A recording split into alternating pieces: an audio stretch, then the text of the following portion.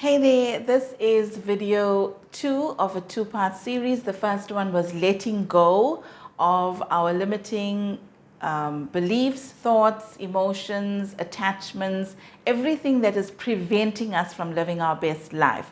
So if you haven't watched that video yet, I'll leave the link in the description box because you need to let go first before you can let in all of the stuff that you want to create for 2022. I'm Cass Naidu, life and relationship coach, and in this video, I'm going to give you some guidelines to create a great life for 2022. So the first of the 4 steps is quieten the mind. You know, the mind that can run like a freight train. You have thoughts that are going around in circles, especially when you're stressed out. And we cannot create something new from a mind that is stressed out, that is chaotic. So we need to first quieten the mind. Meditation is a great tool, but I'll also give you another tool that I use frequently and works really well. I use it on my doggies all the time, and this is how I learned to use it on myself. Because the mind really needs to be trained. The mind should be your servant and not your master, right? And when our mind is going a mile a minute, it is more of an enemy than it is an ally. And we can train the mind to become the servant, to become the ally. So the tool that I use with my doggies when they're making a big noise and they're running around, and I go, and here's your laugh for the day.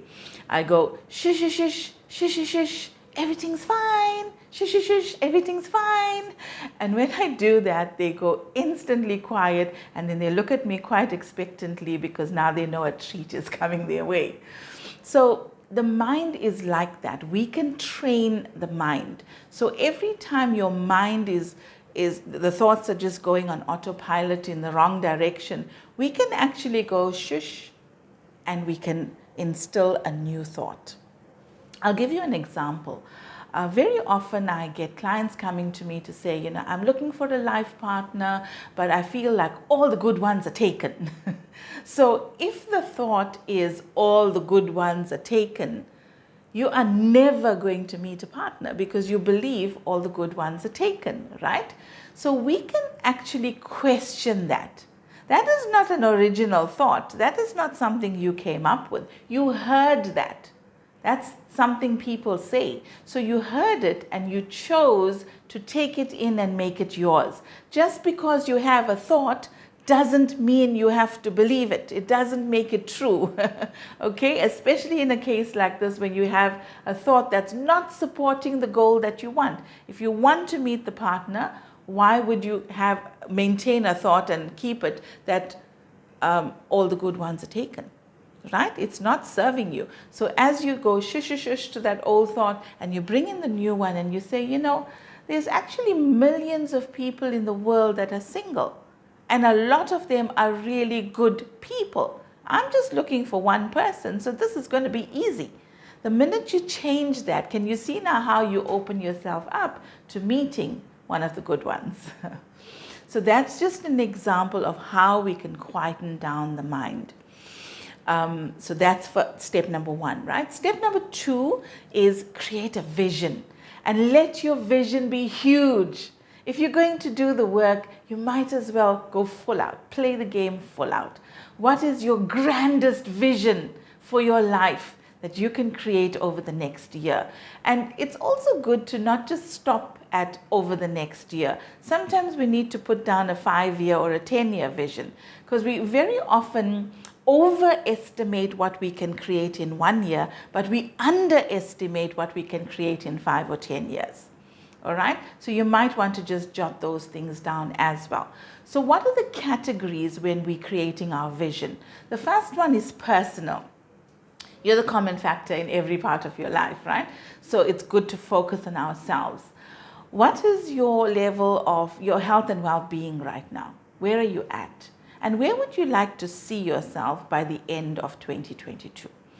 Very often, you know, when someone wants to lose weight and they say, you know, I want to lose 10 kg in 8 weeks.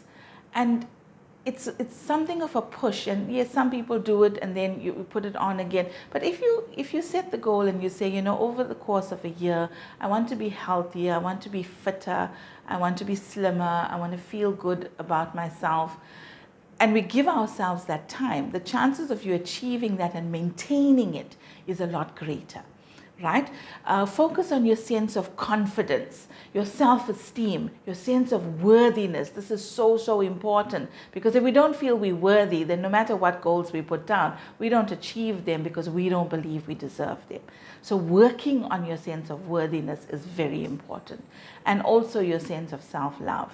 So anything else you want to add to personal, you can add it here. The next category would be work, whether you're in a job or you have your own business. Where would you like to see that by the end of 2022? Where are you? What are you doing? What do you want to let go of along the way? You know, tasks that you can maybe hand over, things that you're wasting your time in, you're wasting your talent. But you can put your talent somewhere else, and that's going to maybe create greater job satisfaction or greater revenue for you as well. So look at it, really have a bird's eye view of your job and where you want to see that moving towards the end of the year. The next one is your finances. Sometimes over the holidays we tend to spend a bit too much. So did you overspend it on your credit card? We need to become aware of it. Write down the figures of where you're at right now. What are your assets? Are you putting money away? Do you have a savings account? Do you have a retirement plan? So put that down. What are some of the things you want to achieve? You want to go on a holiday. How much is that going to cost? So put all of that down. Actual figures. Where do you want to be by the end of 2022?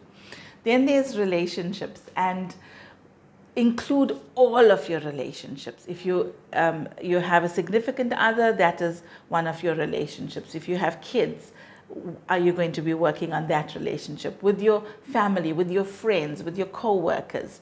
So look at all of them, and I'll just give you one example. Let's say you have a significant other, and you ask yourself, where are you right now? How do you communicate with each other? How happy are you? Do you support each other? Do you trust each other? Do you love unconditionally? And where would you like that relationship to be by the end of 2022? So now you know what you have to work on, what is the road from where you are to where you want to be. Then the next area is social, right? So that one got quite a hit in the last 2 years. Let's see how you can expand your social circle. Who are the people you have lots of fun with? Who are the people that will always be there to support you, that you provide support to as well? And yes, we do have to be safe at this time, and some of those meetings would have to be online, but how do you start reconnecting with people? Is that a goal for you? Write it down. And then the next one is spiritual. And in this area, again, it's very personal. What does it mean to you? For some people, it's religion. So do you want to put more time and energy into that? And for others, it's spiritual, where it is a connection with the divine. So where are you right now? How connected do you feel? How supported do you feel by the divine? And what do you want to do so that you get there by the end of the year? Do you want to meditate more, or do you want to, attend a prayer service somewhere? It's personal, so write it down.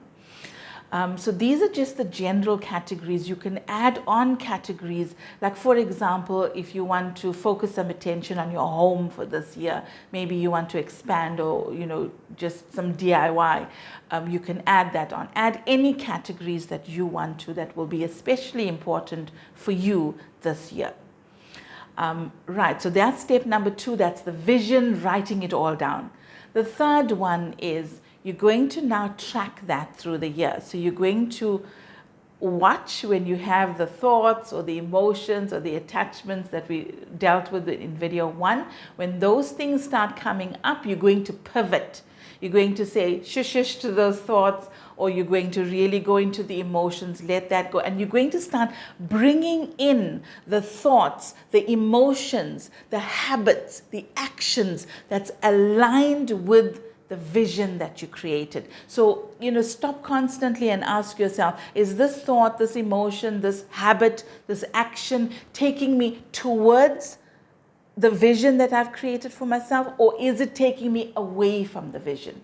Right? So we want to do more of those things that take us towards the vision. And the fourth step is review. Set aside time once a week, whether it's an hour or 30 minutes, whatever you can fit into your schedule, to really go through everything that you have written down and say, how am I doing? Am I really moving towards my vision? This is the one thing that if you can commit to, you will see radical transformation by the end of the year. All right. So I hope you found this valuable and you're actually going to follow through and do this. If you want to work with me personally, I will leave an email address in the description box. I do offer a free 20-minute Zoom session where we can chat, see where you're at. Is there one particular area you're focusing on in your life that you want to radically transform, or do you want to transform your whole life? Right? I'm here to support you do that. So great, guys, do the work, and I'll see you in the next video.